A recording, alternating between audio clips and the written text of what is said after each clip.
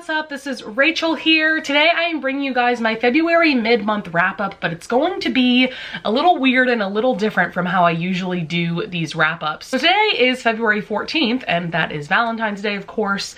And so today I thought I would talk about all the books that I read in the first like 9 days of February, and then film a different clip of me talking about all of the books that I read during Contemporary-a-thon, which took place between February 10th and February 16th. So technically, as I'm filming this, Contemporary-a-thon is not over yet, so that's also why I'm holding off on talking about the books that I read for that. But I did want to go ahead and talk about books that I read in the earlier part of the month, if that makes sense. For this clip, I'm only going to be talking about 3 books, really 2, because the third book I did a reading vlog for, and I'll get to that in a minute. But the very first book that I read in the month of February is From Lukov with Love by Marina Zapata. This is my first book of hers. It is a chunky book. She writes really slow burn romances. This one is specifically about figure skating. We follow Jasmine and Ivan, and they have kind of been arch nemesis their entire lives. They've been training at this same skating facility since they were children, and really Jasmine was the one that started their feud with just like an offhand comment to him, but ever since then they have kind of hated each other. So at the beginning of this novel, Jasmine is 26 years old. She is definitely nearing the end of her skating career, and her pair skating career specifically is not going well. Her previous partner just left her and partnered with somebody else. And then we have Ivan, who is like a world champion. He also has like some gold medals with pair skating. His partner, I think, had to bow out for the season or something like that, and so he is also in need of a partner. And so Ivan's coach gets the idea to pair Ivan and Jasmine together, and so this is really a story of them going from hating each other to being good friends to, at the very end, being lovers. I listened to the audiobook of this off of Audiblescape, so if you do have that service, I definitely recommend this. A lot of her books are on Audiblescape as well, and Kindle Unlimited. So this did not feel like a 500-page book. It didn't feel like a 15-hour audiobook. You know, I do listen to audiobooks at like 2 times speed, but it still just didn't feel like that long of a book. I just thought that the pacing was so well done. I loved the characters in this. I really loved the family dynamic we have going on, because Jasmine specifically has a pretty big family. She is also the youngest in her family, and she's just dealing with kind of a lot of things with her own training and with her family and things like that. I really did come to love Ivan's character as well. Definitely like the last 50 pages for me were just absolute perfection, but I did really enjoy the rest of this book as well. There is one quote specifically that I want to bring up, and this is something that Ivan says to Jasmine. So throughout this book, you know, Jasmine, like I said, has a really big family, and so she has a lot of people in her life that she really loves, that loves her back. But Ivan, on the other hand, I think is he only has one sibling. And so he says to her, "I'm okay with you having 10 other people be your favorite, but you will always be my favorite, always, no matter what." And that line just wrecked me, and I know that's a quote that a lot of people who have read this book really love. So yeah, I wholeheartedly recommend this. Also, the premise of this book definitely reminds me a lot of Spinning Out, which is a Netflix series. I'll put the picture over here.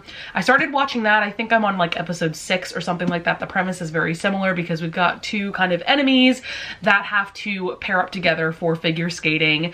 And although this show is definitely like harder hitting, really dark issues such as bipolar disorder and self-harm and things like that covered in this show, so definitely be aware of that. But I also really enjoy this show. But yeah, this romance was just so great, and I'm really glad that I have my own physical copy. The next book I want to discuss is The King of Crows by Libba Bray. This is the 4th and final book in the Diviners series, which you guys know probably that the Diviners is one of my favorite series of all time.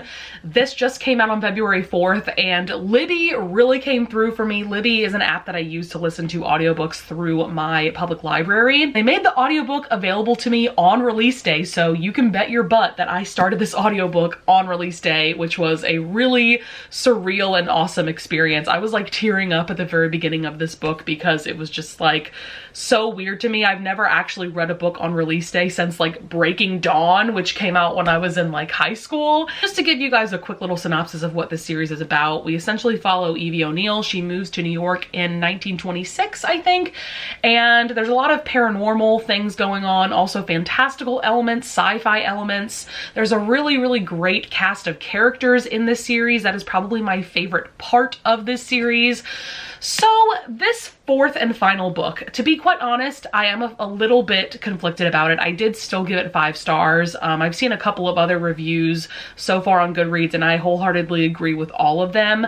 I'm not the biggest fan of the overall pacing of this book. This book is over like 500 pages and that's about the length of all of the books in this series.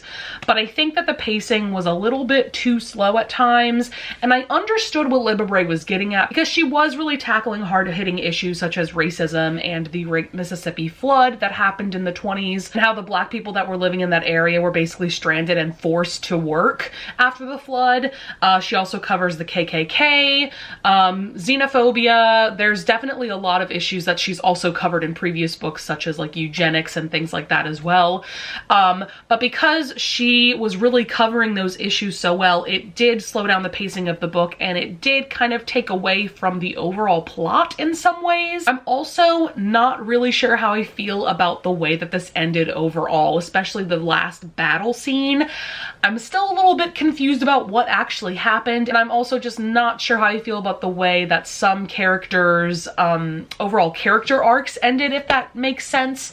But this is probably my least favorite book of the series, which I'm very sad to say because, you know, for a series that I love so much, I really, really wanted this final book to just blow my socks off, and unfortunately some aspects didn't. But I still wholeheartedly recommend this series. I still love it so much. I still think that Libba Bray did a phenomenal job with the series.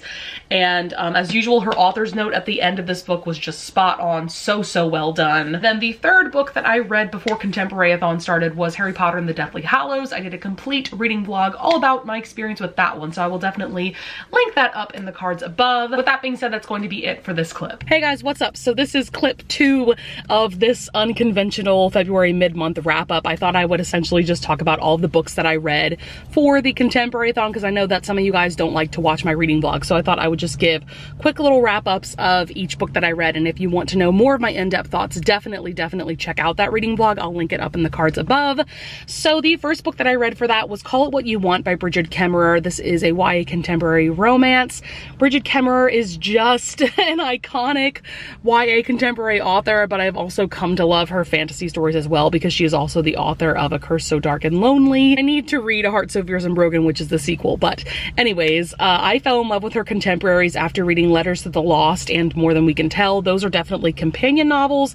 This book, however, is a standalone about Rob and Megan. They're both dealing with a lot of drama in their families. Essentially, Rob's father tried to commit suicide after getting caught embezzling money from all of these different people around town. So the whole town hates him and hates Rob and hates his mom, hates everybody in their family. Rob's father actually survived the suicide attempt. He is now essentially brain dead. He just sits in a wheelchair. He can't really move. He can't speak or anything.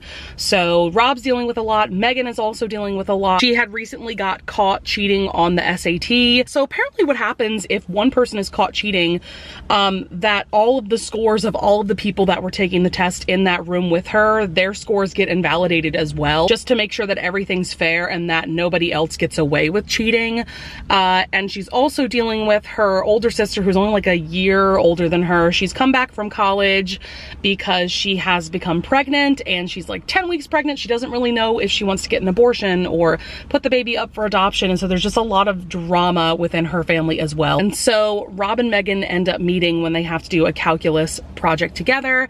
And this is their romance. I really enjoyed this. I'm giving it 4.5 stars. For me, it wasn't a 5-star because I do think the ending could have been like overall maybe 25 pages longer, just so Bridget Kemmerer could have fully developed the ending. And I just feel like some of the characters needed a bit more resolution. But other than that, I really did enjoy this. Next book I read is To All the Boys I Loved Before by Jenny Han. This is actually my first time reading this book and this series, and I did really enjoy it. I gave it 4 stars. It's probably more of a 3.5, but I really love the family dynamic we have going on here. Essentially, we have Laura Jean, and she has an older sister and a younger sister, Margot and Kitty, and they also have their dad, and her mom had passed away when she was a child, so it's just the 4 of them, but their family dynamic is just the sweetest, most wholesome thing ever. And I listened to the audiobook of this off of Audiblescape, and it was just a really cute audiobook to listen to while I was just kind of packing and cleaning cleaning my room and things like that,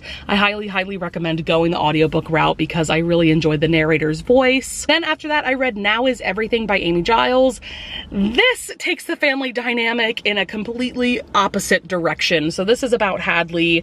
She's dealing with a lot. This is definitely a hard-hitting YA contemporary, content warning for physical and emotional child abuse. So she's 17 years old. Her father puts her under a lot of pressure to be perfect, and when she's not perfect, he does emotionally abuse her, but then later on in the book, he does move on to physically abusing her. So yeah, there are definitely parts of this book that are very rough to read, but there's also a really sweet and adorable romance with this guy Charlie that she meets. You know, so there are aspects of this book that made me really happy, but there's also aspects that are very traumatic and wrecked me straight up. So I gave this 4.5 stars as well. It didn't quite reach that 5-star rating for me personally, but I still really enjoyed it and I definitely would recommend it. I feel like this is a book that more people should definitely read. Next is On the Come Up by Angie Thomas.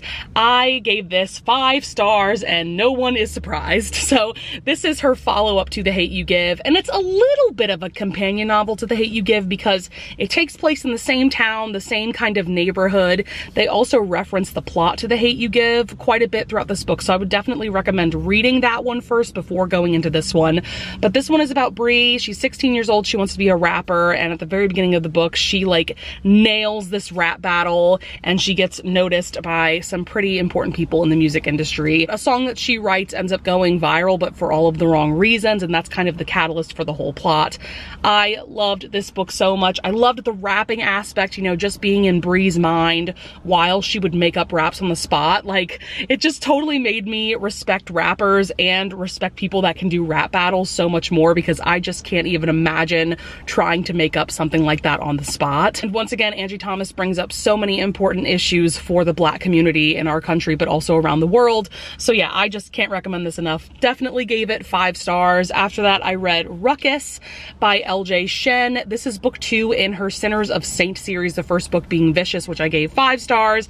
I read that during Smut-a-thon, so if you guys want to know my thoughts about that book, definitely check out that reading vlog. I'll link it up in the cards above. But this book centered around Dean and Rosie. Dean is one of Vicious's best friends, and then Rosie is Amelia's younger sister. So Amelia and Vicious were the main characters of the first book, and now we're following Dean and Rosie.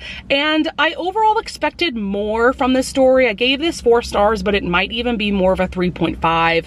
I think that LJ Shen could have developed these 2 main characters a bit more. It just didn't blow me away. I thought it was a solid new adult romance, but nothing to write home about, to be quite honest. But I am looking forward to reading the other 2 books in the series because I've heard nothing but great things about those books. And then the last book I want to talk about is In Bed with the Beast by Tara Civic. This is book 2 in her Naughty Princess Club trilogy series. So this is essentially a series of Disney princess retellings, as I'm sure you can tell by the covers, and their adult romances. And this centers around Cynthia, Belle, and Ariel. Cynthia being from like the Cinderella story, and then Belle from Beauty and the Beast, and Ariel from Little Mermaid. And they become best friends and decide to become strippers, and they open their own business where they go strip for like birthday parties, bachelorette parties, things like that. And in this book specifically, we are centering around Belle, obviously, as you can tell from the title and the cover, and her romance with this guy whose nickname is Beast. He's actually the bouncer at the strip club that this whole series kind of centers around, and it's their romance. I love the aspects that Tara Civic took from the Beauty and the Beast story, but she also made this book just so fun and refreshing, and I just loved everything about it. I gave it 5 stars. I cannot wait to read the 3rd and final book called Kiss the Girl, which is going to center around Ariel, of course. So that is going to be it for this kind of quick February mid-month wrap up. I hope you guys would consider pressing that like button and subscribing, and I thank you in advance if you do. And I'll see you guys in the next video. Bye!